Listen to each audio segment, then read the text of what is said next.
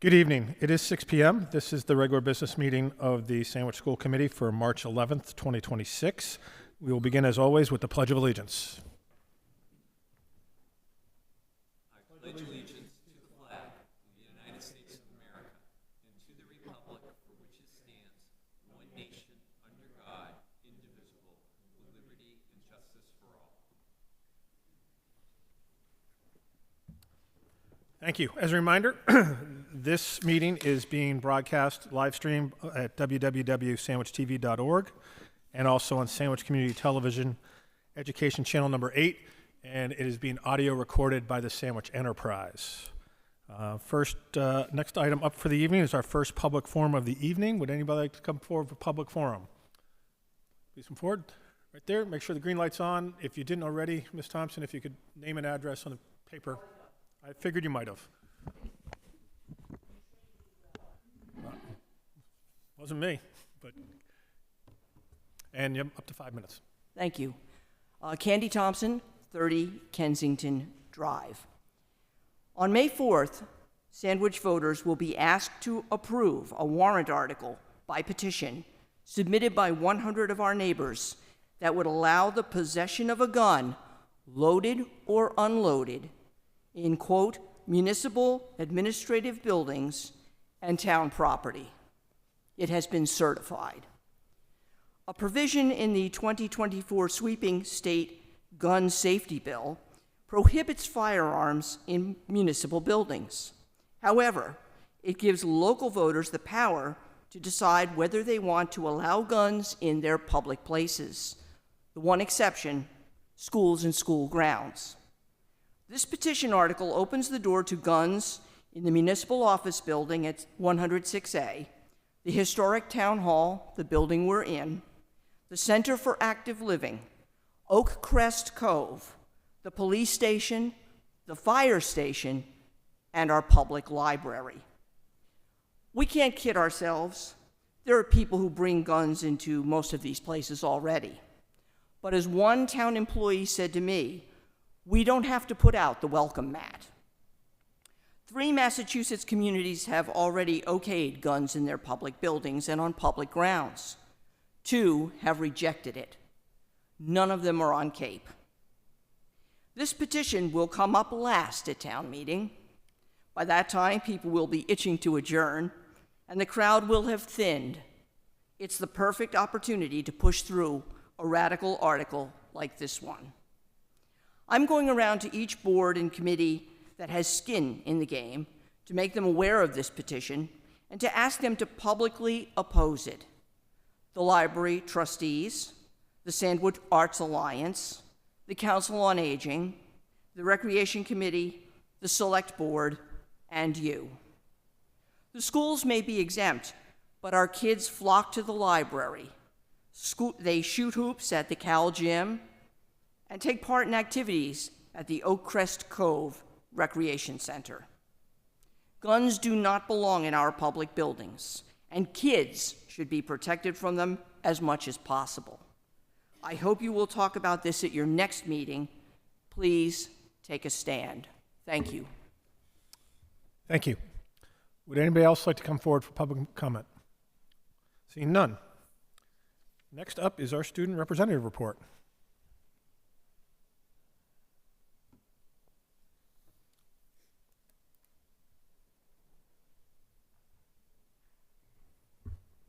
Hello, everyone. Oh, sorry. I've been having a little cough recently, but it's the weather change. I hope you guys have been having a good afternoon so far. I just am going to share a couple updates about our schools. I know we've had a great long 2 weeks off from school from February break and the week after, but we're back, we're better, and we're rolling. So just a couple updates have been happening. This includes stuff from a little bit before as well that we never got to share, but on Tuesday, February 10th, students at Forestdale celebrated their 100th day of school, and with lots of different classroom activities and outfits representing collections of 100 items, either represented through 100 pennies or through 100 buttons or any form of wear. Sometimes people would even like dress really old to show that they were like 100 years old. It's so adorable seeing all of the little students expressing their creative selves in all amazing different ways. So, and March 2nd to March 6th, students at Forestdale were celebrating Read Across America Week. I know that a couple students from the high school actually got the opportunity to go to Forestdale and read to the younger students, where they grabbed, I remember when I was there, the 8th graders could just go in the building and come and read to us, but this was a nice opportunity that a couple of the seniors got to go there and read to the younger students. A lot of students also dressed up at Forestdale as their favorite book character. I know that, I don't know if it's changed, but there would always be a 6th grade classroom that would dress up as, oh no, well, this is Forestdale, but we would always have someone dress up as Cat in the Hat, and they would go around reading to everyone. And I know things like that just make reading a lot more like enjoyable for the students. So it's great that we're still celebrating that, because while we're in such a rise of a technology, having these moments where we're still celebrating students and like their excellence for reading really motivates them.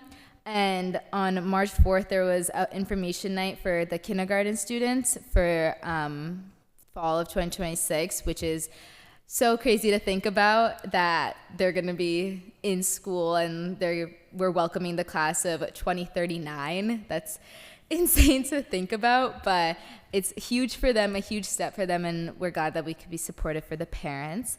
At Oak Ridge, they had their Math Facts Super Bowl, which is when it was, I think, the cover of the slideshow right there, where they Grade 5 winners. Yes, they are. They brought lots of energy, focus, and friendly competition, and we're so proud of all of the hard work, enthusiasm.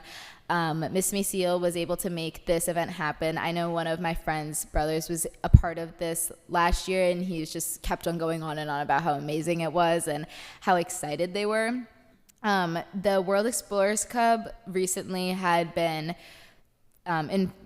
doing some educational research about Vietnam, and they wrapped up their trip. There was delicious food that was donated by Rose Kelly, which is from Mrs. Rose's Kitchen, the Thai food on Katuitt Road. And having just exposure to different cultures, different food, and learning about the significance of each of these traditional dishes, I know, is a great way to get our students exposed and more educated on the different types of diversity and culture that we have. And at the high school, we recently wrote letters for Valentine's Day letters for healthcare workers. It was HOSA, which is the Healthcare Occupations Students of America Club, and also National Honor Society came together and wrote small messages of kindness for the local healthcare workers. And I know that they were very happy to see those, just spreading some kindness, and it also allowed the students to express their gratitude. There was Valentine's Day also had lots of smiles as Sandwich Middle High School students visited the Forestdale classrooms, and the middle school students shared, this was a middle schoolers going, they shared lots of stories with the younger students. So I know it's been so important for us to get all of our schools connected in different ways, and having these small trips, even if they're just an hour too long, really makes a difference, because we recognize different faces. And when you go back, we had the kindness tunnel, and so many students would recognize the older kids being like, oh, I remember you, or I remember when you came and you were dressed up as a knight and you did a whole story to our classroom. And it really creates those connections in our community, which makes us even stronger. Senior week tickets are officially out and on sale. Just a couple of the events that we have. We added a Martha's Vineyard Day this year, which we're very excited about. There's also the traditional Six Flags, the beach picnic, the Boston dinner boat cruise, and also just the walkthroughs through all the different schools, seeing all of our old teachers. It's going to be great, and everything is set and planned, so we're very excited. And DECA is going to states. Good luck to everyone that's going. There's 9 people, and I'm sure that all of them are going to bring all the first place trophies back. And I know that they've been so excited to head up on this trip, and they've done lots of fundraising and really worked hard to get to this point. So I'm very excited for all of them. Yeah. Do you guys have any? Any questions for Shreya? You left them all speechless. Ms. Benenda. No, I was just going to say thank you, Shreya. Always giving such a great presentation. Oh, thank you guys so much. I'm really going to miss these when I'm gone. I know. What do we have? 1 more with Shreya or 2 more? 2 more. 2 more. More. Okay. Don't worry, I'm still here for 2 more. Yeah. You can come back next year. I'll be here whenever you guys need me to be. Thank you very much. Appreciate it. Good to see you. Thank you guys so much. Okay. Next up is a donation for the Jeff Hayes scholarship from the Jeff Hayes scholarship account. I'm You have my official I took his sir. paperwork.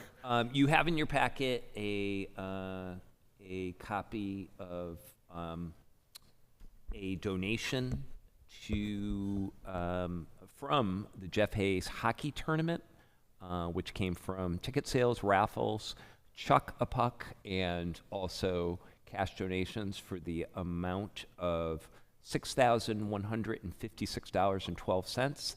That goes to the Jeff Hayes scholarship account. Wow, that's great. I will take a motion to approve, or accept, I should say. I make a motion that we accept the donation made to the Jeff Hayes scholarship account from the Jeff Hayes hockey tournament for the total of $6,156.12. Second with a thank you. Motion by Ms. Menendez, second by Ms. Goodwin. Any discussion? Seeing none, all in favor? Aye. Any opposed? The abstentions passes unanimously 6-0. Accepted with, indeed, appreciation. So thank you. Next up is the field trip request for DECA, which is the business club field trip to Boston. I don't know if Ms. Nelson, you come up and... I think I can. Okay, you've got a copy, sorry. This is essentially, I apologize for kind of the last minute of this, seeing that they're leaving tomorrow at 7:30.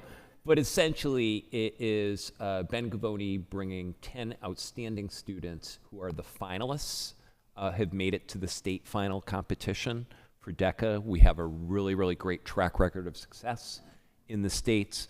So the actual state conference and finals competition is tomorrow through Saturday. It's at the Boston Convention Center. And over tomorrow night and Friday night, the students will be staying at the Hampton Inn by Hilton in the Boston Seaport. So transportation is tended to using our own internal vans. So essentially, we just need a formal motion and vote. Normally, we would have seen it earlier. Well, obviously, we missed our meeting 2 weeks ago, so that's why it's a little tighter timeline than we would normally see. So, any questions? Okay, I'll entertain a motion.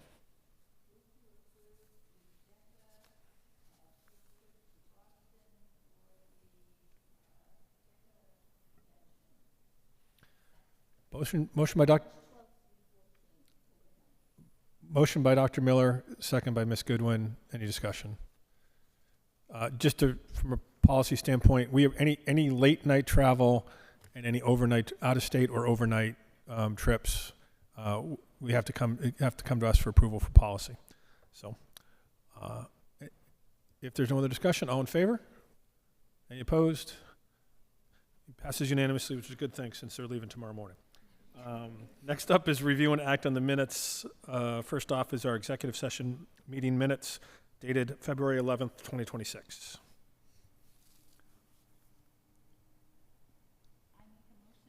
sorry. I'll make a motion that we approve the executive session minutes from February 11th as presented. Second. Motion by Ms. Benedis, second by Ms. Goodwin. Any discussion? Seeing none, all in favor? Any opposed? Any abstentions? Passes 6-0. Next up is approve our regular meeting minutes dated February 11th, 2026. Make a motion, we approve the regular meeting minutes dated February 11, 2026 as presented. Second. Motion by Ms. Benedis, second by Mr. Goodwin. By the way, the superintendent is taking the minutes tonight, so when we do that, he can cut and paste, and he appreciates it. Any discussion? All in favor? Aye. Any approved? Any opposed? Any abstentions? Passes 6-0 as well. Next up is correspondence and announcements. I have none, unless anybody has anything. Seeing none. Moving on to the superintendent's update.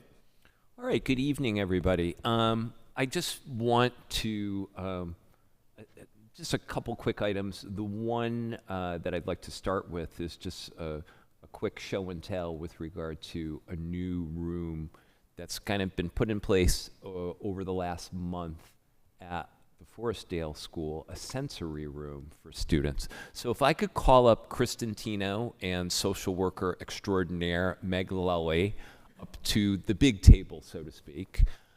And you know, the old expression, a picture tells 1,000 words, is appropriate. This is actually a video that Meg put together, also with Amy Kneller, our technology specialist.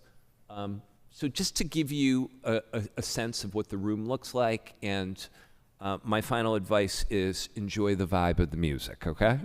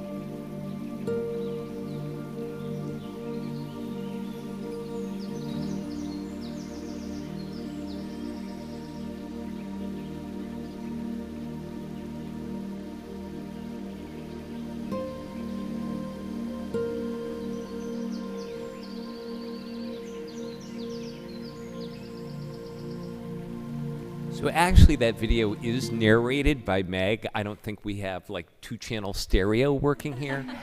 But we've got the best thing. We have both Meg and Chris here.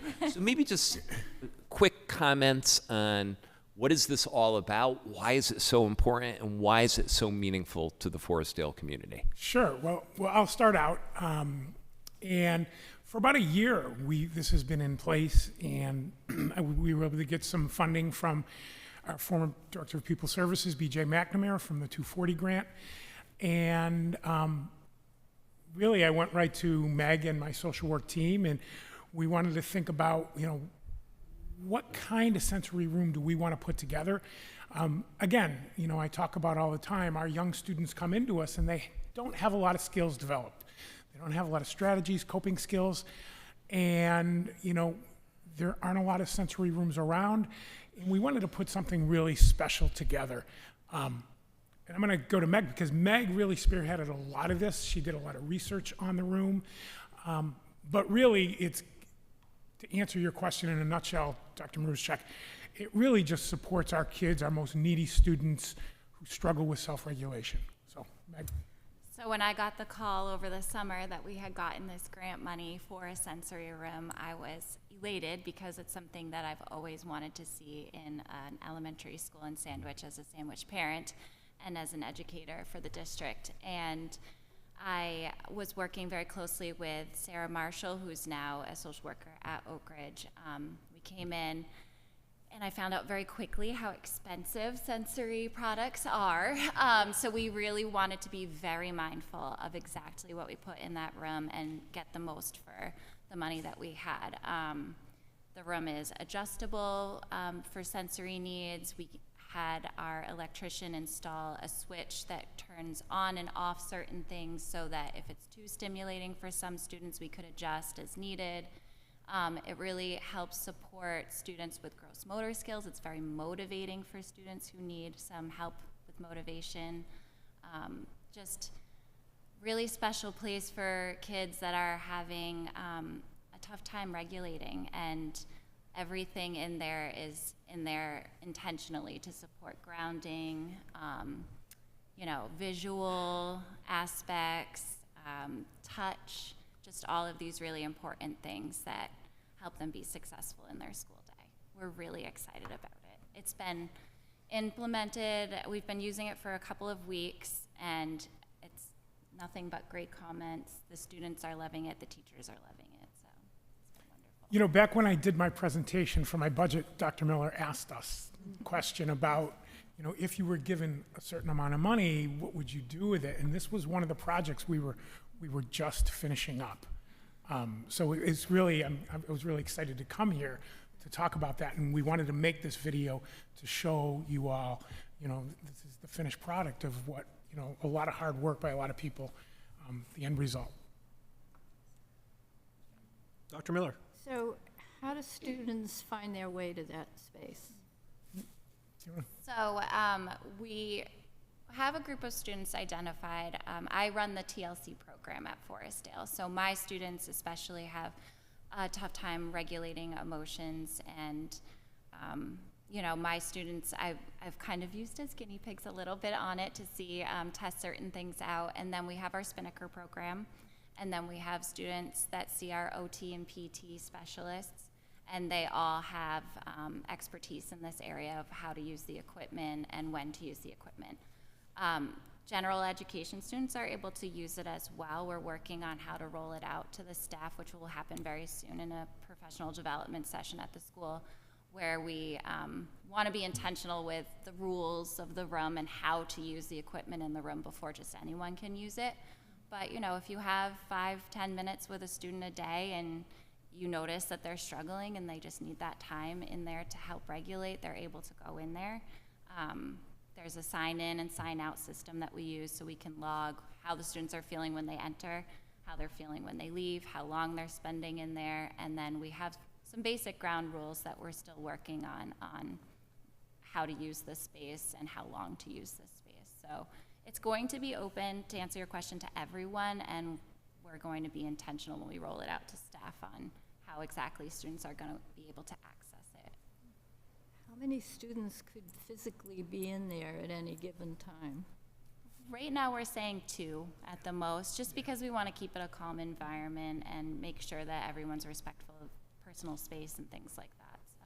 And as this was constructed, we really needed a smaller room, and then as it was being painted, it's dark. So it's really, you want a small, dark space, calming space. Ms. Benenda? Whereabouts is it located? Is it near like the Spinnaker room, or is it? It is actually, do you know the band room at Oak Ridge? Yes, yeah. So we don't use that as a music room. Right. That's under construction right now as a PD room, but that office, as you Okay. walk in, is Yep, yep. right in that office. Right there, okay. Yeah, central location, it's nice. It's right next to our sensory path. We have a long Yes. sensory path along the gym, Yep. right next to that. That's great. Wow. Ms. Goodwin?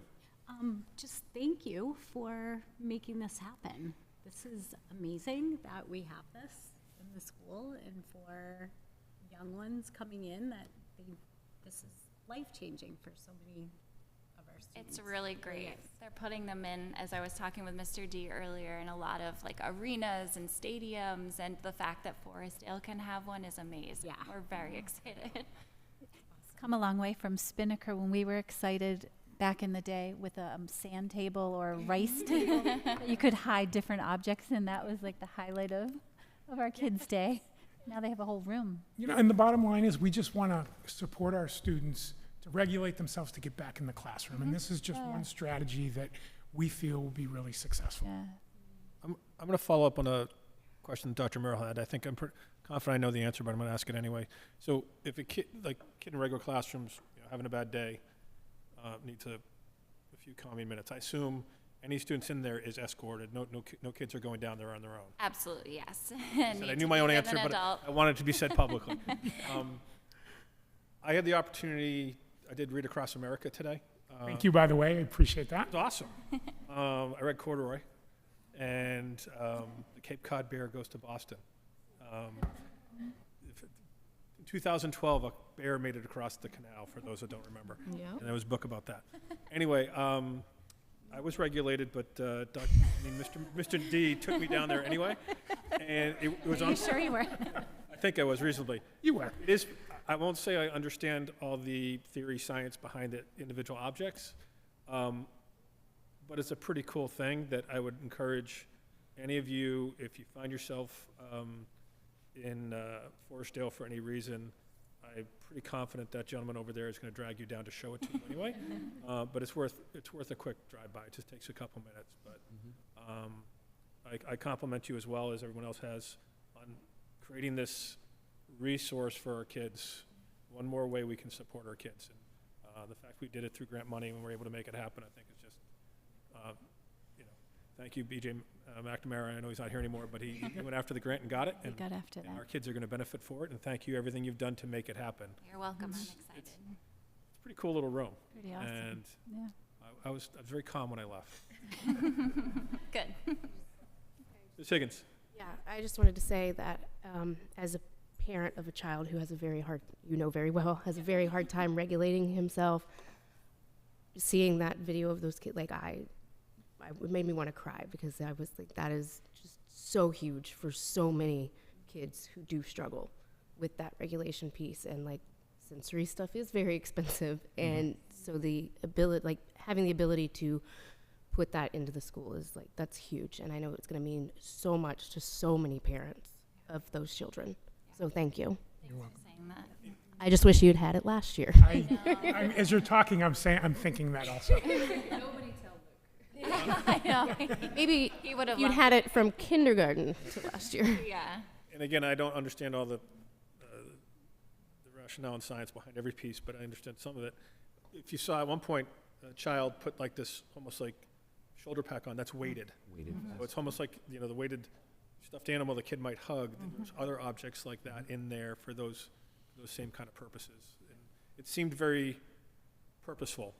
It's a little weird seeing all these different things, but there seemed like there was definitely thought and deliberate thought behind it. So thank you very, very much for everything. I'm glad you got that.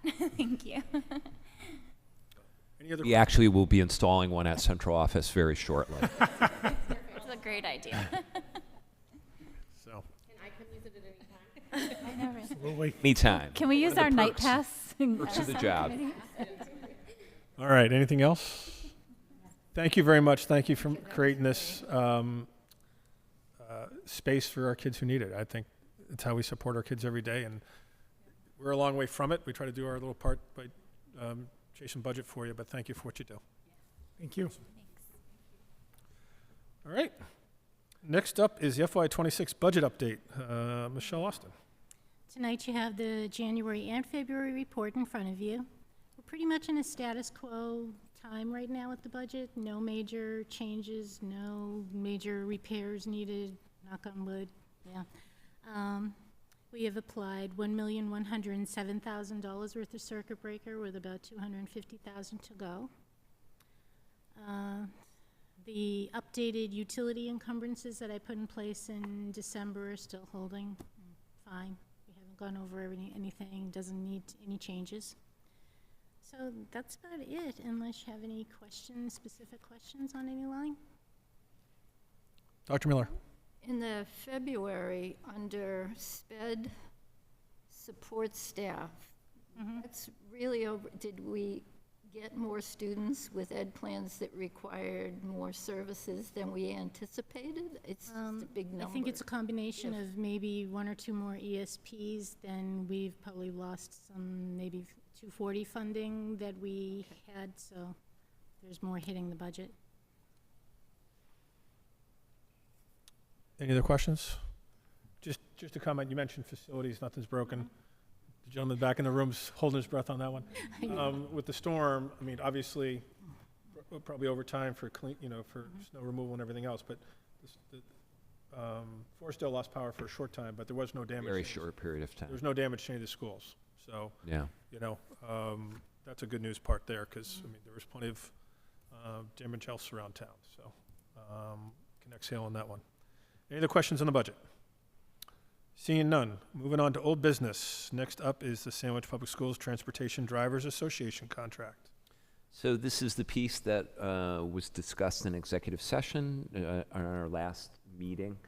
What we're looking for is approval of the contract with the Association of Transportation Drivers Association, which is 15 special education van drivers and 3 monitors. It's retroactive, so it actually covers FY 26, 27, and 28. And the changes are essentially just the salary scale. So retroactive for this year, it would be taking their 10-step structure, dropping the first 2 steps, adding a new step 9 and 10, and adding a $1.50 an hour COLA. And then for FY 27 and FY 28, it's $1.25 per hour COLA, as discussed in executive session. So just from a process standpoint, originally we review these in executive session because it's deliberative and it's contractual, but we vote on an executive session, but then we also voted in public session because we're voting to approve the contract, which we need to do publicly as well. So that's why you're seeing it twice. So if there's no questions, I'll entertain a motion. I make a motion that we approve the Sandwich Public Schools Transportation Drivers Association contract as presented. Second. Motion by Ms. Benetis, second by Ms. Goodwin. Any discussion? Seeing none, all in favor? Aye. Any opposed? Any abstentions? Passes 6-0. Thank you very much to the getting that done. Old business. Other topics not reasonably anticipated by the chair. I have none. Moving on to new business. SPS Food Services Program update. All right. Well, we are delighted to have Matt Carney here, our food service director extraordinaire, to give an update on our outstanding program. Let me just dig this up, Matt.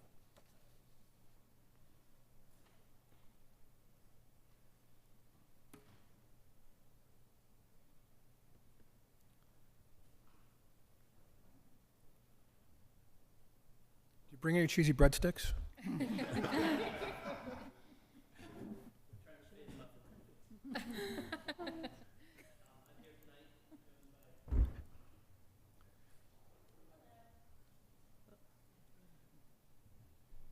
Green light. Yep. Thank you. Hi, my name is Alyssa Charles. I'm the district manager with Whitson's and the Abbey Group. So I work with Matt and several other districts in Massachusetts as well to provide additional support. I'm going to let Matt take the brunt of everything tonight. Thank you very much. Thank you for inviting us back to give us an update on the school lunch program. It's been a while since we've been here. I would like to report that the status of the school lunch is still pretty strong. All meals, breakfast and lunch, are still free. This is, for those, I get asked this question quite a bit. The school meals are free due to the state of Massachusetts. Nationwide, USDA stopped doing universal free meals in 2022. The state of Massachusetts has taken that part not covered by the USDA and is funding it, they say, by the millionaire's tax. And everything I've heard is this is going to remain forever, which is great. Making school lunch free should have been done 50 years ago. Participation in school lunch is still very strong. We're not seeing the 600% increase in breakfast that we saw from 2021 to 2023. We've sort of plateaued, small increases at different schools, and just kind of staying the course at the other schools. The participation rate, which is up there, is 50% at lunch, which is very strong for a district such as ours, and 21% at breakfast, which is strong, but definitely could still be better. It's harder to get students into school lately with all the ice. They're all running late, so maintaining what we've had, especially considering the fluctuation in the different schools, has been a really strong part of the program. The picture that you see, if you're wondering, is the Cape Cod Reuben, made with locally sourced fish from New Bedford and homemade coleslaw, which staff enjoyed. Students, not so much. But that's just one of the things that, when we started here 6 years ago, our emphasis was on local food, and we're still, everywhere we can, we're trying to still keep it local. So at each individual schools, school meals at Sandwich Middle High School, when I arrived in 2019, a strong lunch at the high school was probably 280 meals.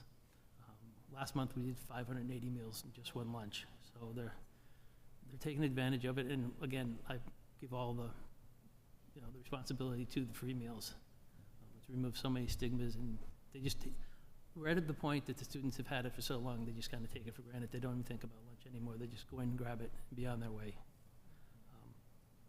We've had a pretty good success at the high school this year. We opened a second kiosk near the front. About a year and a half ago, they changed the student drop-off from the back to the front of the school, and we weren't capturing those kids coming into school, so we put a kiosk out front. We're capturing those kids, and now we have about a 30% increase in breakfast participation at the high school, which is great. The elementary schools are just maintaining they've had tremendous increases from the 2022 up on, and they're just keeping them. The lunches are 300, 400 people from 200 to 225 when all this began, and maintain their interest. We're trying to expand the menu some. Things are getting a little old and stale. Even cheesy breadsticks are starting to lose their appeal. So we've been branching out. For my senior. They're still there, just not quite as frequently. We're working with a new general provider now, Cisco, as opposed to Performance Food Group. They're the biggest around, and they just have a much larger inventory to pull from. So I'm hoping to get some nice menu changes over the next couple of months. And we're heading into the spring when all the fresh fruits and vegetables start coming out. So. And we did include in here the total number of lunches and breakfasts served year-to-date through February, just so you can sort of try to wrap your head around the number of meals that this really dedicated team of food service staff prepare. It adds up. It's a lot of lunch and a lot of breakfast. One of the changes that doesn't affect the food and doesn't affect the day-to-day operations is both Oak Ridge and Forestdale schools are now what are called CEP schools, which is a community eligibility provision. 25% of the students in the schools qualify for free or reduced lunch, which means the entire school is counted as a free lunch school. The big difference, particularly the state of Massachusetts, is once you become a CEP, all of your reimbursement comes from the USDA. And that'll remain like that for the next 4 years automatically, and in 4 years they'll reassess it. It's unfortunate that we're in a position where 25% of our students are qualifying, but the benefit of it just far outweighs everything. It also means that should Massachusetts cease funding universal free school lunch, any schools that are CEP will continue to have universal free meals at those schools. But overall, as I said, the school lunch program is doing well. The way the program works is any money that comes into the program in excess of the operation costs of the program goes into a lunch revolving fund. That lunch revolving fund can only be used for food and lunch or breakfast associated projects. In the last 5 years, we have re-equipped every district every school in the district with new ovens, new steam kettles, new warming cabinets. At Oak Ridge, we just redid the cafeteria tables.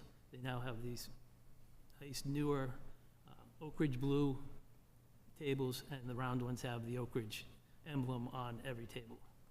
And the plan is to do the same thing at, we did it at Forestdale. The plan is to do the same thing at Oak Ridge this year. And then, once we get there, we'll work our way up to the high school.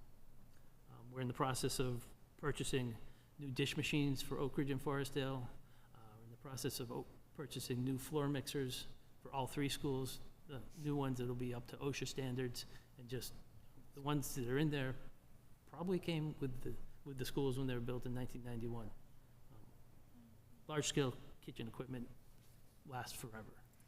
So, but at the time, otherwise, you know, the school lunch program, we're getting a lot of positive reviews.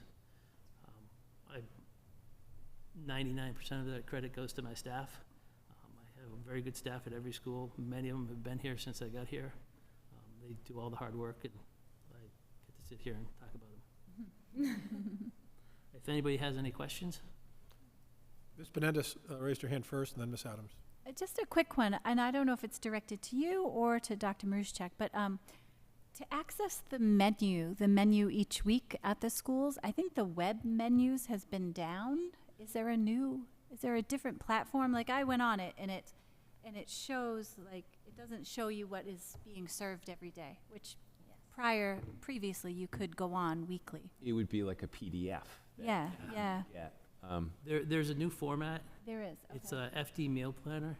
If you go on the sandwichk12.org website and click on the lunch menus, it links to that. Oh, okay. They're set up differently. Like, the high school menus are a concept menu now, and it's done, you can access it weekly. Yep. And then the elementary schools is still a monthly menu. Okay. And it will. Because the high school, I know we used to go on and look weekly, week to So what you do is you just go on and you click the first day of the week, and it'll bring you that whole week. And there's an app as well. It's the FD Meal FD Planner. menu, is that what it is? FD Meal Planner. Meal plan, okay, thank you. Kaylee first, and then Go ahead. Hopefully the answer is always no. We encourage no. I have tried encouraging my children to do their civic duty and eat breakfast at school. The most common pushback I get is that the turnaround when you're getting off of the bus and getting into the classroom is really tight, and that was true at Forestdale, and it continues to be true at Oak Ridge. Obviously, that's not something that you can solve in a vacuum, but just saying it out there, And it's true at the high school as well. Yeah. We've, since, in the past 5 years, we've opened 2 lines at Forestdale and Oak Ridge, whereas we used to just have 1 line. It's still as fast as we can get them through, we try to push them through. Yeah. Lately, though, the weather and the ice and things like that, Of course. buses have been running late, parents have been running late. Yeah. We definitely want them to come through. Yeah. And that's where, maybe changing providers and, having more like protein forward handheld options, maybe something like, it's hard to eat a muffin when you're running. So, so we appreciate you guys. I do also have to fulfill my campaign promise to continue asking if strawberry milk will be making a return. Strawberry milk has been gone for a number of years. Oh, I'm aware. I think in 2020 it left. Make no promises. All right. Promises are promises, so I have to noted. ask. As the chief administrator of the Sandwich Public Schools, I have to strongly advocate my Rhode Island roots and go with coffee milk, okay? That is the creme de la creme. That was the best part of my time at Sandwich. So we can continue to provide that to the administrative meetings as we have in the past. Just saying. However, while the USDA allows caffeinated products in 9 through 12 schools, the state of Massachusetts does not. So technically coffee milk has caffeine in it? Oh, just a little bit, but Hence it's the just name. enough. Yeah. as a Rhode Islander, I thought he was going to push Dells on you.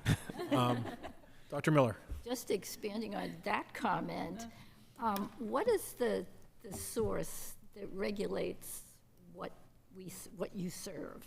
Is it feds or state or combination of both? The USD guidelines are the initial guideline we go by, and then each state can narrow that or adjust that as they see fit. The state of Massachusetts tends to take a more narrow guideline of things, such as with the with the caffeine products and things like that. Food coloring and strawberry milk now is normally beet extract. Oh, okay, that's good to know. We actually, I've gotten the artificial colorings and ingredients question a lot in the last year. And I went through a number of our products, and there was really only 3 products I found that had any artificial colors in them. It was Italian dressing, a breakfast cereal, and off the top of my head, I can't recall what the other one was. But the number of artificial ingredients that have been replaced with things like turmeric, beet extract, and just natural flavor, natural colors is pretty impressive and We also encouraging. we also have pretty strict standards for what we will and won't allow, even ordering through Cisco now. We have a managed order guide, and so all the items that are on that are further vetted to make sure that they don't have any artificial colors or flavors, no high fructose corn syrup. That's the one. Yes. Good. I'm searching for a non-high fructose corn syrup ketchup. It's, it's hard to tell a 7-year-old easy on the ketchup. It's also hard to fool a 7-year-old on no sugar added ketchup. It does taste different, he claims. Any other questions, comments? Just so you know, Matt, thank you for everything you do. Pleasure. From everything we hear, it's an exceptionally well-run program. Outstanding program. So, Thank you very much. Thank you. There's a lot of people involved in it. I'm just the one that gets here. you get to give the credit to them right here and now. We get to give the credit to you. So thank you very much, sir. Thank you very much. Appreciate it. Thank you for all that you do. Thank you. Okay. Next up is the SPS Facilities Condition Assessment Final Report. This one's going to be a bit meaty. I just want to preface, first off, I want to thank the town for supporting. They provided the funding to have this study conducted. This is a long road to get here. We have talked, Sue and I are kind of the most tenured people at this table, and for as long as we've both been on this committee, we've been talking about facilities. And how we need to think, well, one, maintain what we have, but also look towards the future. What are our schools going to look? Forestdale and Oak Ridge are 35 years old. The high school's 50. But what are our schools going to look like in 2040 for the class of 2040 and beyond? That's, if we don't start talking about that today, we wait 10 years to do that, we're just farther behind the curve. 5 years ago, we got great support from the community with a debt exclusion of $13 million. Of that, most of the projects have done, not all. There's about $2 million remaining. Mr. Ryan's going out to bid on the boilers. The one thing that is not going to get done off the original list is the HVAC at Forestdale, and that was just, inflation rates that nobody even with the, built-in inflation rates of the plan, actual inflation outstripped that, especially in building materials. But that was for 5 years. That was part of a 5-year, the first stage of what was a multi-year long-term plan. We realized we needed a little bit more comprehensive study, so that's where this came from. But just for context, that 5-year plan, we are entering into year 5 of that. So this is going to help take us beyond. So I think it's important, sorry for the soapbox, but I think a little context there is important, because people at home be like, I thought we just spent some money. Yeah, we did, but we never said that was it. And because that was just the first stage. And this is truly looking, this is for our kids who are not even born yet. We look at what's our student population going to be, and they project it out for kids that aren't born yet. Well, that's what we're doing here. This is the day one of looking down that road. So with that, over to you, sir. So just want to welcome Scott Bancroft, who is an architect with Habib and Associates, and Scott served as the lead on this project. And as you know, the handsome guy in the green tie, Michael Ryan, our facilities director. So I'll turn it over to you, gentlemen. Yeah. Go ahead. Yeah. So good evening, folks. My name is Scott Bancroft with Habib and Associates Architects. was a project manager for these facility condition assessment. I'm a registered architect. We do a ton of these assessments throughout the state for different schools, and they're very effective at capital planning and using them to kind of prioritize work. You know, we work tight with Michael, walking through all the buildings, and they're, you know, the maintenance, obviously, in Sandwich as well, it's really above average, to be honest with you.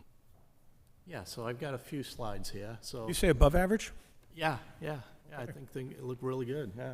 You know, we do, we've done the FCAs for all the schools in Lynn, you know, and Okay, got it. different, it's different in every place, you know, yeah, no, you guys are doing a great job. So just to, you know, this is just a kind of a breakdown of what I was gonna talk about. I've got a few slides here. We'll go through the process of the assessment and talk a little bit about the physical condition of the schools, and then maybe look at some of the options, costs, and considerations for the future. Yeah, so what we did was we spent 4 days. We had a small team. We went through all 3 schools. Mike followed us around, and we went into every classroom, so it was a long, tedious process, but you know, we were able to flush out all the issues in the schools. I think we hit most of them, at least. We looked at a bunch of different things, the adequacy of the building, systems, and site, and then we developed options and costs. So these were the 5 areas of the assessment that we addressed. We looked at the site, we looked at the building envelope, we looked at the building interiors, mechanical, fire protection, and electrical. Some of those are self-explanatory, but could you go into what you mean by site and building envelope? Yeah, site was pretty much, you know, parking. I do have some slides that show some pictures that might be helpful. But, you know, site work is access roads, fields, parking, lighting for parking. A lot of that type of stuff. Building envelope is really exterior skin, you know, the roof, windows, doors, siding, sealants around the perimeter of the building. Building interiors, pretty much everything inside, finishes, carpet, floor finishes, ceilings, lockers, bleachers, gymnasium flooring, just all that interior type of work. Mechanical, fire protection, that's all like equipment, HVAC equipment, rooftop equipment, sprinkler systems, fire protection stuff, standpipes, all that type of stuff.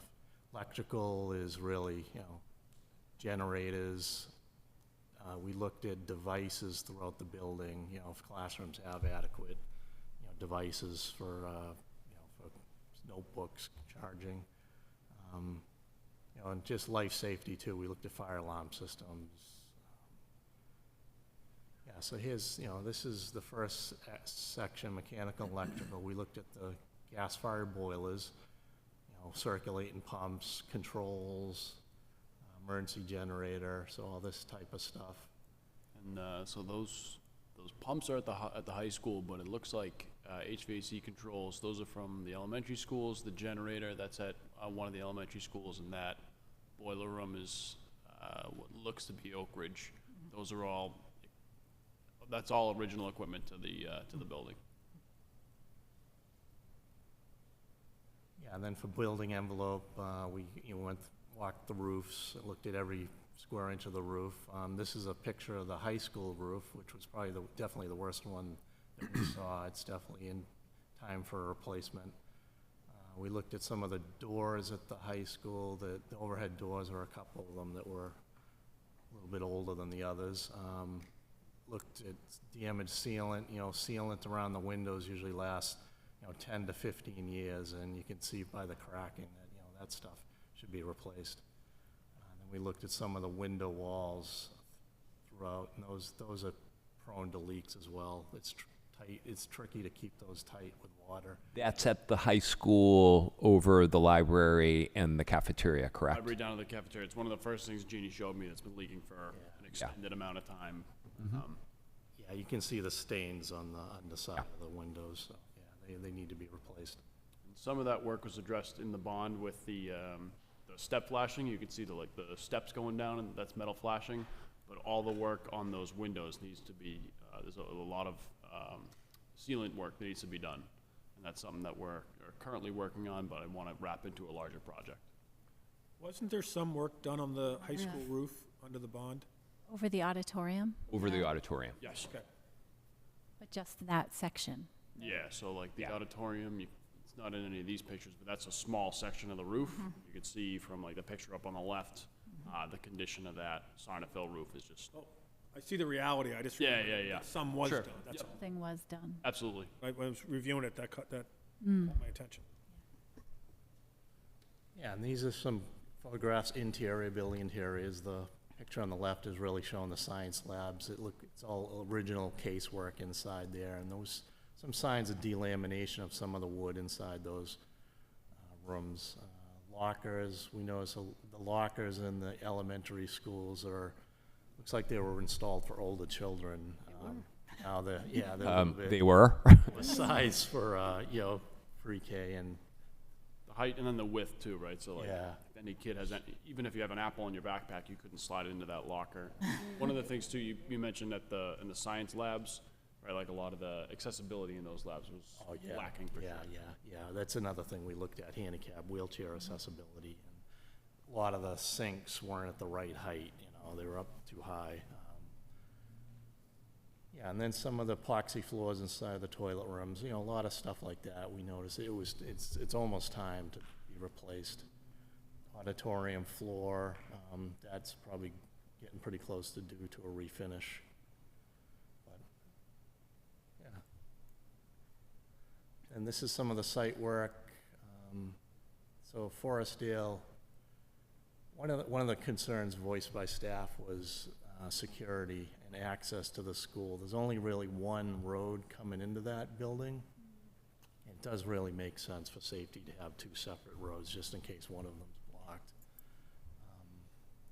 And then we looked at the high school, middle school turf field, that's probably getting pretty close to being at its life expectancy. And there were a lot of little things like the wood bench and some of the parking areas at Forestdale didn't have lighting, so we looked at that as well as the condition of the pavement. Inadequate lighting, yeah. Yeah, there was no lighting at all. It's that one right there. And then we walked around looking at the ADA curb cuts for accessibility, and there were curb cuts, but they didn't meet the latest code for slope. So there's some few areas that should be updated. Yeah, so this is kind of a summary of all the tables that we put together. We had tables for each of the schools, and we divided the tables into 3 different columns for scope 1, 2, and 3. And each of the columns was really, scope 1 to 2 years is when it's more critical than like scope 3, which is something that could be pushed out. It's a little bit pushed out to like 6 to 10 years. And Michael and I worked together on, kind of identifying priorities and things on that. So then you go down to the total column with the asterisk. That number, it's a total of everything. It includes soft costs like design, architects, engineers, administration. And it has a little bit of a contingency fee built into that. And the lower number has like a 5% inflation to push it out for 5 years. A lot of towns ask for that.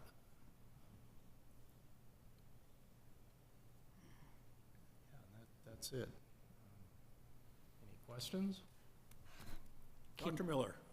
I'm sorry. No, please. No surprises. I mean, we've all walked the spaces that you've walked, and this is the evidence, credible evidence that we need to develop our planning and convince the voters that this is a priority going forward.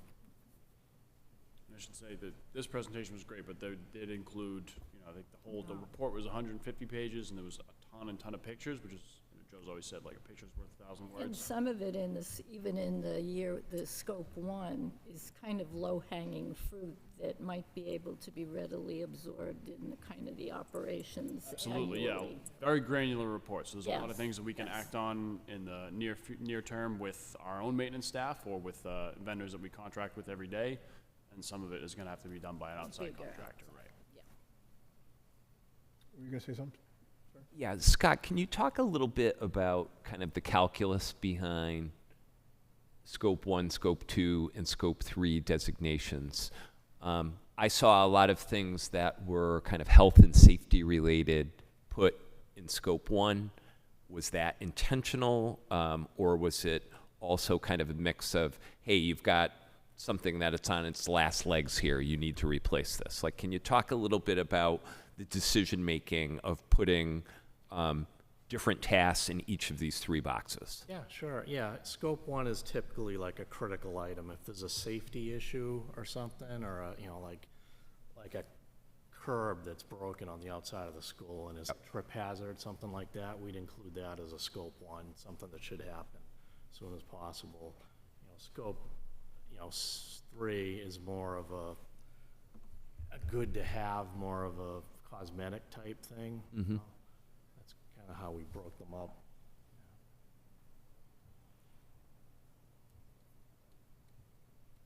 But there are also things like the roof at the high school, 20 years, you're eligible to submit a statement of interest to the MSBA.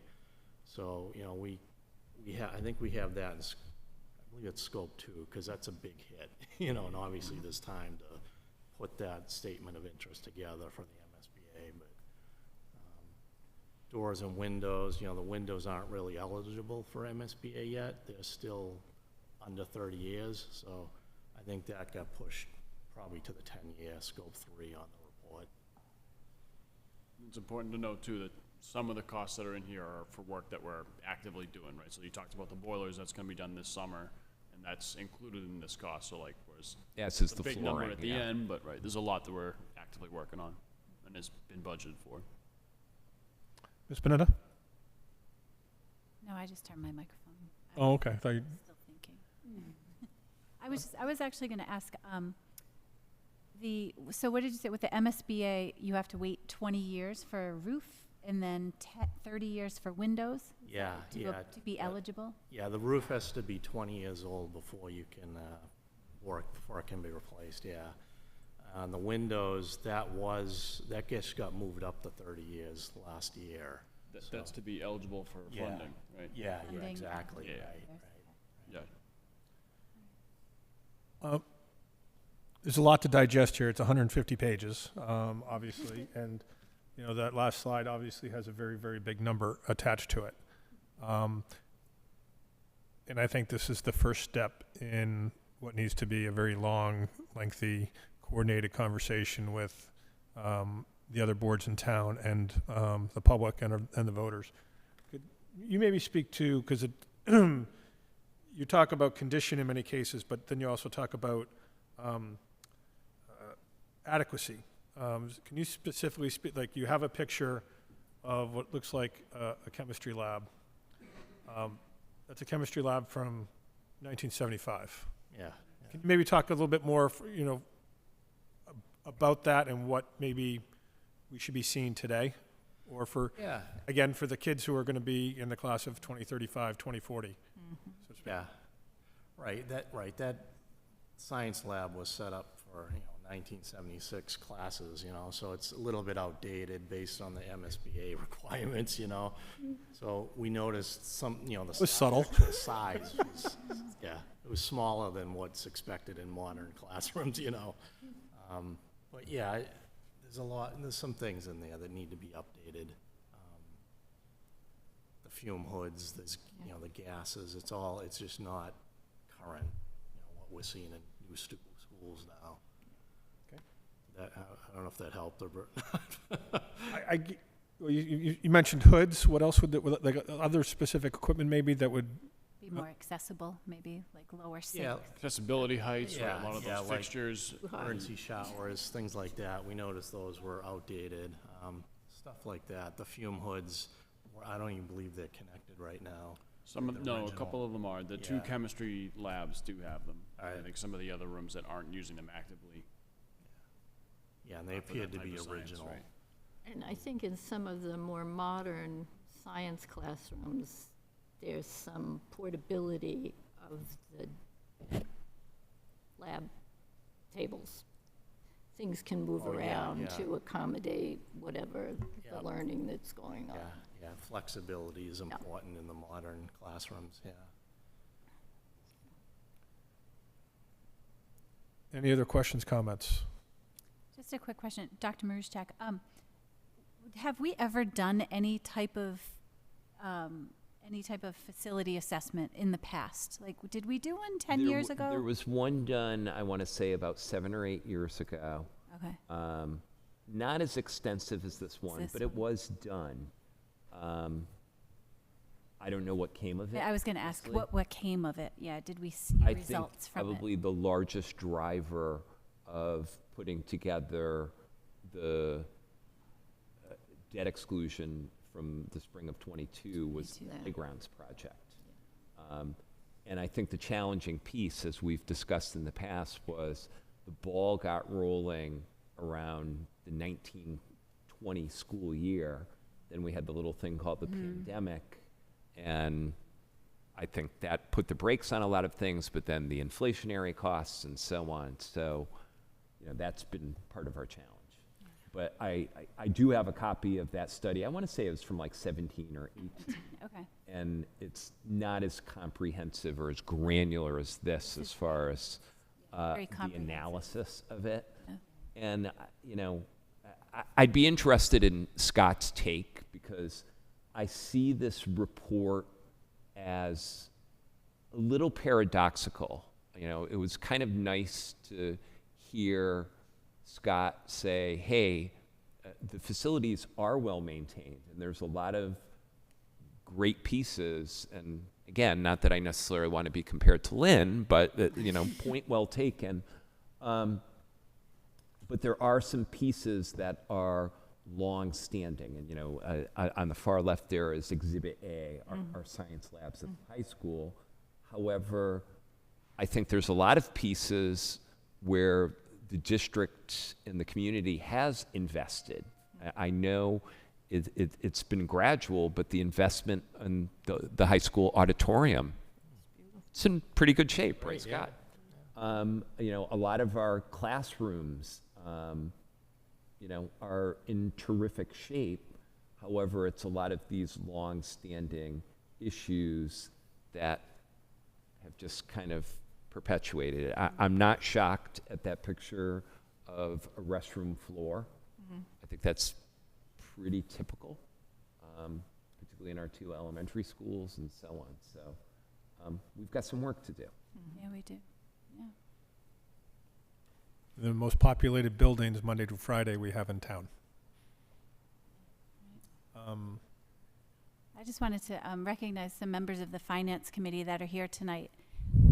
It's great to have you here to understand what we're dealing with and to understand the challenges within our facilities. So it's great to have a partnership with you, with all of you.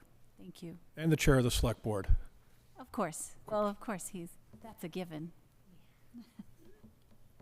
Any other, we're not going to solve this tonight by any stretch. This is, any other questions? Going back to the question, yes, there was a study done, it was before, but that was the impetus of the first debt exclusion. And if, it's dated, it's 8 or 9 years old, and certainly this plan will need to be updated 5 years from now. This is not the playbook for the next 10 years. It has to be an iterative process. Right, yeah. I think you probably would. Yeah, it's right, it's got to be acted on. We're updating it, not starting from scratch. That was the impetus for the first debt exclusion that I referred to at the start. But that was, I did not pull it out before this because I was trying to read 150 pages. But there was a 0 to 5, a 5 to 10, and a 10 to 15, I believe. There were going to be multi-stages of that. And this is just an updated look with current pricing current condition, which I think is going to be, we've shared it with the select board and the FinCom. And, we're going to have a lot more conversations to figure out how we navigate this way forward. But I think from a duty bound that this was important for us to do. And again, I thank the town for the funding for it, because it's the right thing for our community and most importantly, the right thing for our kids. So, to be honest, I thought the number was going to be higher. So I was actually, that probably sounds a bit twisted, but I was actually pleasantly surprised that it was not 9 digits. Yeah, Block. exactly. So. No, I agree. Any last questions? Well, thank you, sir. I'm sure we'll be That we're lots more having the document. lots more discussion. One ask personal. Like, I printed this out, and it's really odd to print. I don't know if there's any way you can adjust it so it's more readable, because I have to take this binder up and down this way. Do you want us to print we own 3 copies in the contract. Do you want us to print some hard copies for you? Hard copies, and is it possible that it could be printed with like a portrait landscape rather than a Let me portrait check. configuration than a landscape? I mean, or whatever's easiest as far as But all the same. I could way it's bound. It's really more of, Gonna compress everything. Yeah. I printed it every other page. Yeah. So if I look at it this way, this page is upside down, this page is, if that makes sense. And maybe I just, Oh, is it up? All right, yeah. He's got it in a 3-hole punch. Gotcha. because I'm going to be referring to this for the next Yeah. years to come, I think. So, we'll go through Michael, and we can talk to you, figure out, All right, we might yeah. make that work. Sounds good. Thank you. My so last much. chance of Thank you. last alibi. Seeing none. Thank you very much, sir. All right. I'm sure this conversation will continue. All right, thanks so much. For coming down. Good night. Okay. Well, everything after that's going to be kind of light. Next up is the update of the 26-27 Sandwich Middle High School Program of Studies. Ms. Nelson, thanks for your patience. She's been here since 5, just like the rest of us. That's fine. We offered to feed her, though. That's right. So as you'll see, maybe in some of the background notes, the vast majority of suggested changes are name changes and semantics more than content. So we updated course charts for each department, really to emphasize our pathways, but also to emphasize our internal pathways as well, with the industrial arts, media, performing arts, and those other avenues, just to be clear with families and students about which path they can take and which classes are there. So we did that. We lowered. I'm sorry, can I interrupt you real quick? This was a topic at our Student Advisory Council meeting, which we had before this, which was not televised. Could you maybe just clarify a little bit between like the pathways we have, then some that we have more, the DESE ones versus the local ones, for Sure. my parlance, sorry. Yes. So we, Sandwich Middle High School applied and was approved by the Department of Education to have 3 pathway programs at Sandwich Middle High School: a biomedical pathway, a business pathway, and a computer science pathway. What that essentially means is that there are very specific courses students would take if they're interested in pursuing that topic in depth. And so each year that they're at school, they would take some of the classes that are aligned with that pathway. All 3 of the Department of Education pathways end in an internship opportunity as a senior, or a capstone opportunity, where we connect the student with industry professionals in that sector. So given that we know students are not necessarily all interested in biomedical, computer science, or business, we looked at our current offerings and looked at them through the lens of a pathway and enriching those opportunities for students. And so we transparently and intentionally created our own pathways for students in the industrial arts, the media arts, performing arts, and created those kind of trajectories for kids that are interested in the humanities and other avenues. That's essentially. And also, we're working very, very hard to create internship opportunities for all students, with our goals towards applied learning and deeper learning and application of skills. Sorry to interrupt you, but I think for anybody who's watching at home, I think that's really important, because because we talked about it earlier, but not everybody was listening to that. The fact that it's not just the 3, I think, is fantastic. Back to you, ma'am. So in the program of studies that's being proposed for 26-27, those charts are in the program of studies for families and for students. So that also will be accessible for people. I would also say that that is also relevant to students moving on to four-year institutions, because they're striving to really demonstrate through coursework and experiential learning how the liberal arts provides not only knowledge but hard skills that are the workplace desires. So I think that's really to be congratulated. Because the move federally is to make it very skill-oriented in college. That's right. The simple solution of cut the liberal arts. We need to figure out how to do a better way of teaching the liberal arts and applying it. So I applaud the faculty for that, what they've done there. Thank you. With the AP classes, at Sandwich Middle High School, all AP enrollment is open enrollment, which means any student can take an AP class, an advanced placement class. However, we did add some language in the program of studies just to recommend or suggest a B or above in an honors level course before trying an advanced placement. That's not restrictive, that's a suggestion. So just to kind of give kids some guardrails and understanding of perhaps try an honors before you try an advanced placement. So do we have any idea how many students, say, in the last 3 to 5 years have taken an AP, but who are basically in a college prep? We have fantastic numbers, and that's why we received gold status this year from class of 2025. The College Board gave Sandwich Middle High School gold status for AP results, and it's based on that. It's based on enrollment. It's based on students with individual education plans accessing advanced placement classes, students on 504s accessing them. So we have a really, really rich, deep pool of students who are not afraid to take advanced placement and do well.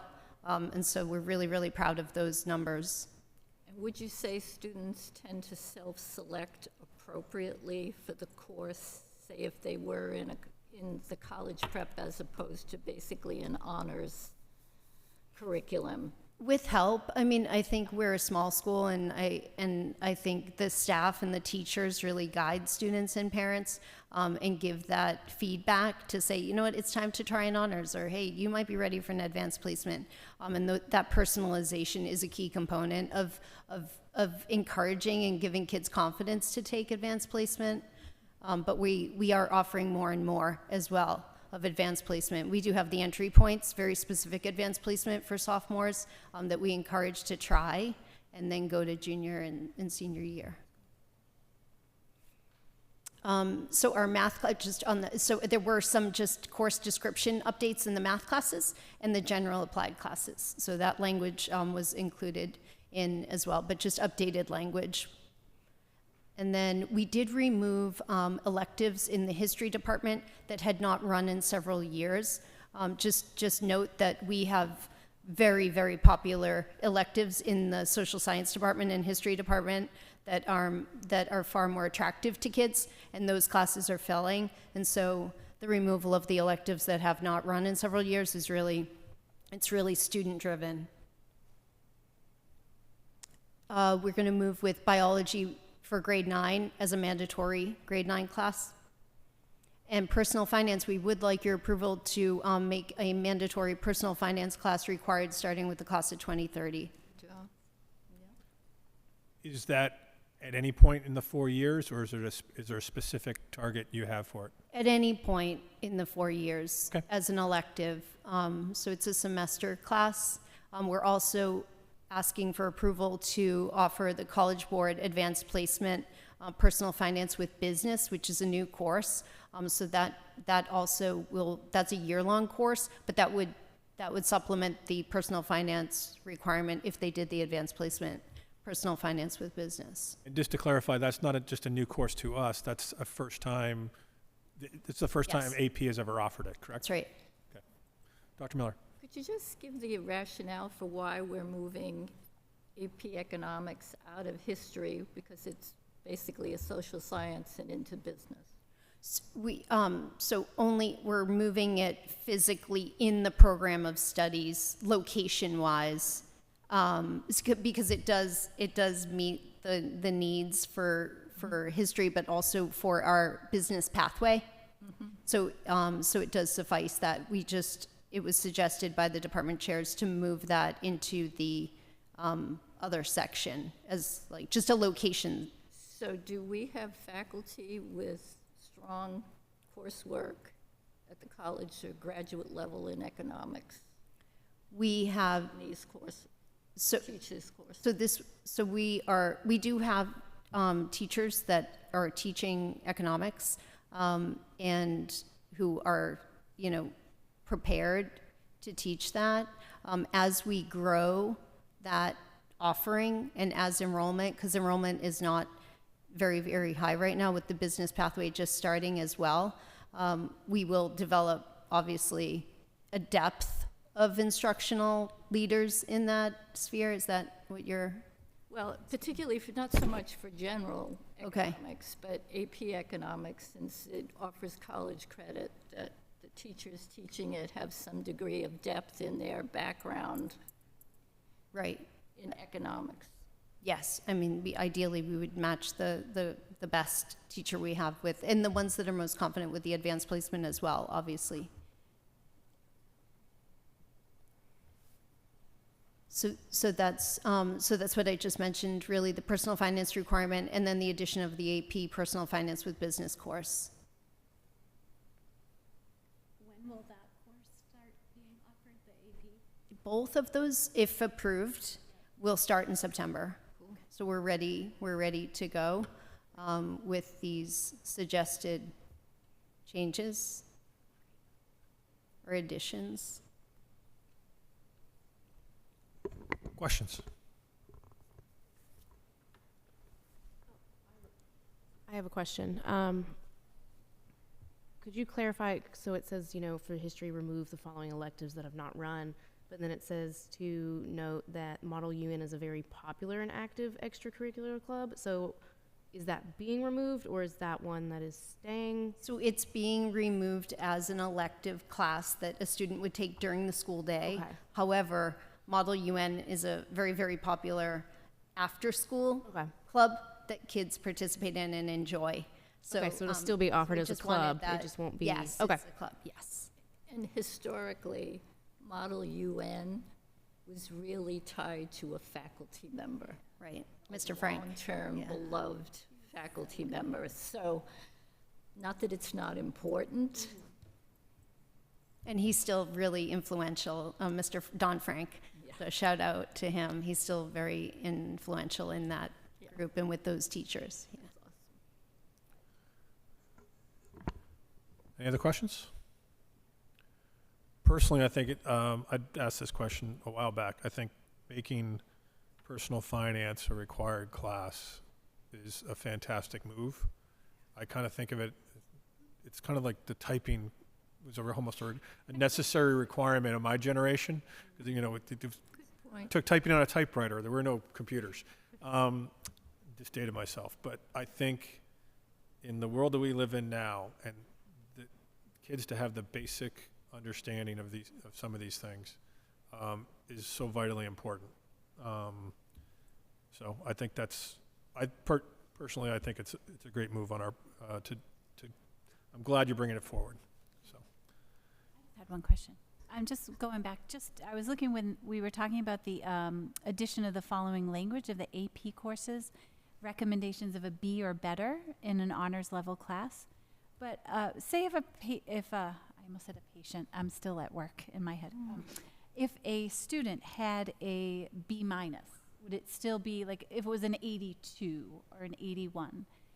It could be still at the teacher's discretion if they could pursue an AP class? Yeah, so everything is personalized in one, it's individual to the student. I think we have a group of AP teachers that really want it clear to students that this is a college level course and this is a rigorous course. And the expectations are high right from the outset over the summer. So there's AP work over the summer. It has several layers to it that the CP or the honors level doesn't. So it was their recommendation to create some language around that. But having said that, every student's individual, and every student knows their own strengths and capabilities, and the parents know, what would be great for their students. So we work with families and students to decide, to answer those questions, and we certainly want to stretch kids, and we want to push them, and we want to, prepare them for higher level learning, so. Okay, thank you. I think it's key. It says recommended, not required. I know you know that, but I think of, I hear anecdotally, sometimes kids will take a class and, day 3 they're switching out of AP whatever down to honors, but that has a cascading effect of their whole schedule, where it may have impact where they can't get something they wanted, but if they make that more informed decision in the spring, they can build the schedule that they truly wanted. Right. Did I capture that right? Yep, that's right. Any other questions? I'll entertain a motion. Let me just go back to this. I make a motion that we approve the changes in the program of studies as presented tonight by Jean Nelson. Second. Motion by Ms. Menendez, second by Ms. Goodwin. Any further discussion? Seeing none, all in favor? Aye. Any opposed? Abstentions? Passes 6-0. Awesome. Great, thank you very much. Something to take away. I think personal finance is awesome. One thing I mentioned way back when for consideration for the PE department, like a personal self-defense class. I think some of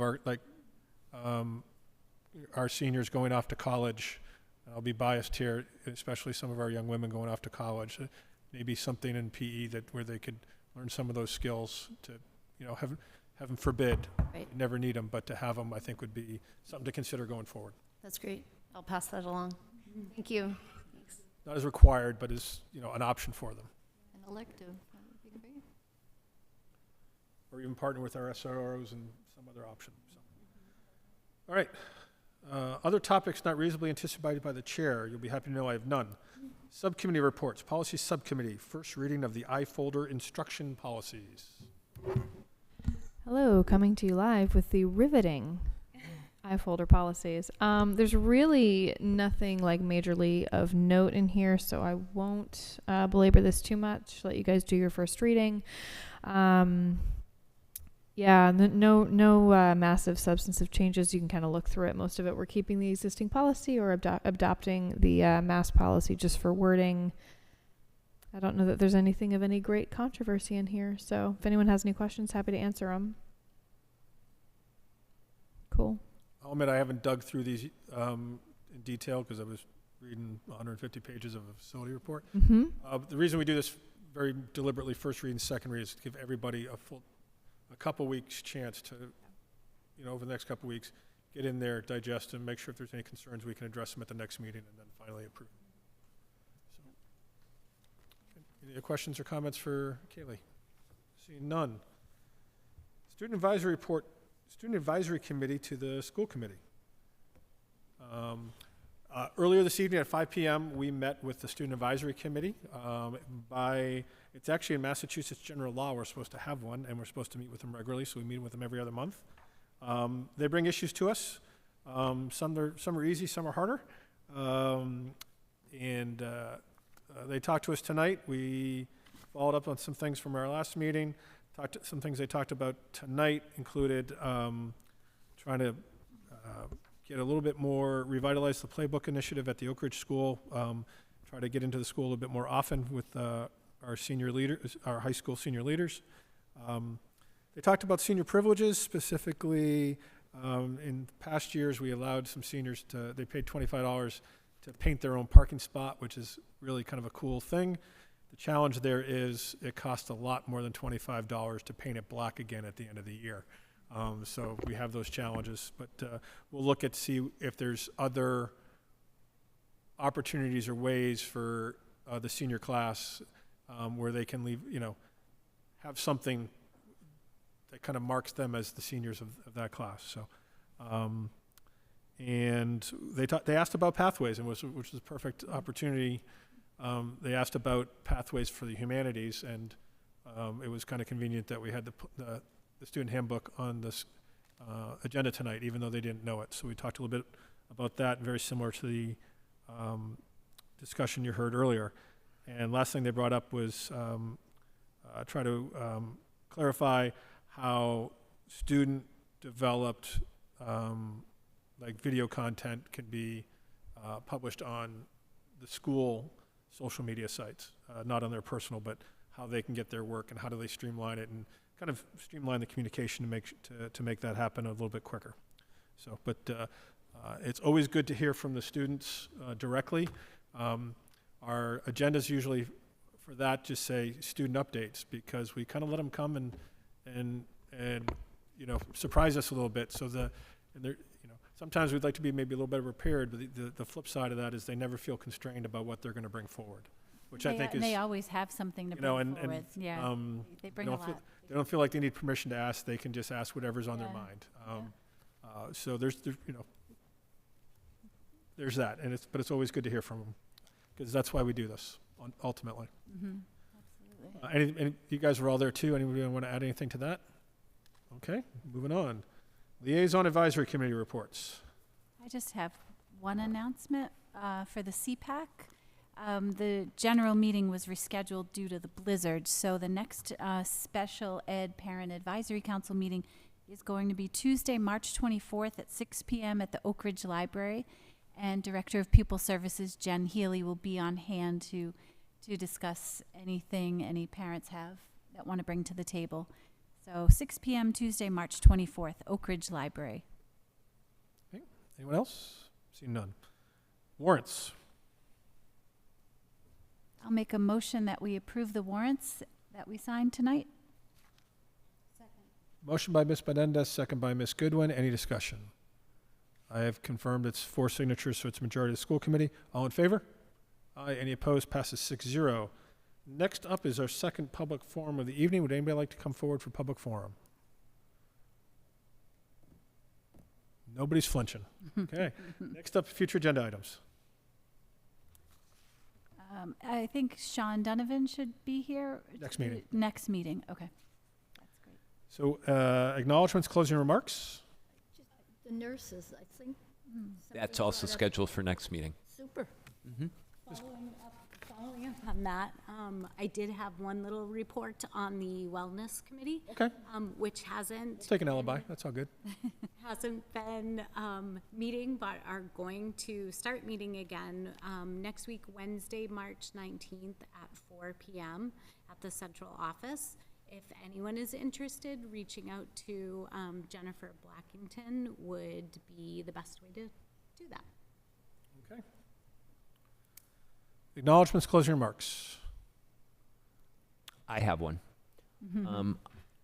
I really want to take the time to recognize our facilities director, Michael Ryan, and his whole staff for the exemplary work that was done through the blizzard. These guys worked their tails off. I don't think there was a day, sometimes it seemed like an hour, where I wasn't in contact with Mike. Sometimes, he is a really, really handsome guy, like I said, but he was running rough, let me tell you. So really, hats off to them. I think they did a terrific job. I also want to publicly announce really a strong partnership with the town. I know this came up last night. Both of our chiefs, Chief Burke and Chief Keene, along with DPW Director Tilton, mentioned it in their presentations to the FinCom. But the partnership, particularly with those three gentlemen and with our town manager, Bud Dunham, was really, really outstanding. I think, I'm almost positive. This is the first time in my career I've had to cancel school for a full week. I mean, I needed a sensory room, okay? Like, that is not a stress-free thing to do. But having those guys, along with Michael, as partners in kind of weighing all the options and so on, was invaluable. So I want to thank them and acknowledge outstanding work. I just echo that. I actually was in the Soup's office, I think the Friday of the snow week, and Mr. Ryan came in, and I'm not sure how much sleep he'd had that week, and I don't think it's because of the 5 kids at home. He looked a bit, I mean, he was running the plows with his guys, and he mentioned that during the storm, during the overnight, we had staff in the buildings to make sure things didn't go awry, and that, you know, most of our kids don't see that custodian. They don't know their name.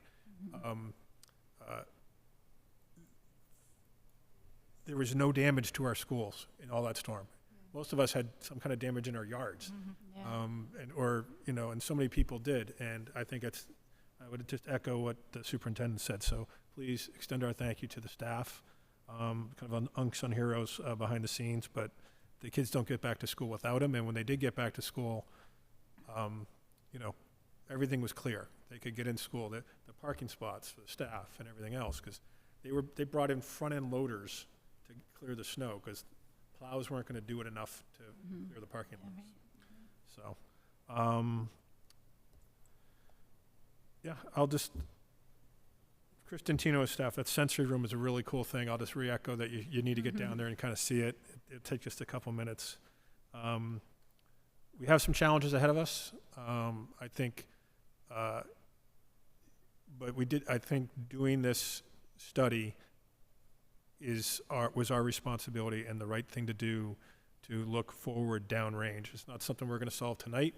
It takes a lot to digest. It's going to take a lot of coordination and teamwork with the rest of the town committees, but I think it's the right thing for our community to properly look forward. We can't plan if we don't know where we are right now. So thanks to everybody involved in that. And again, thank you to the town for supporting that. So that's all I got. I'll entertain the motion to adjourn.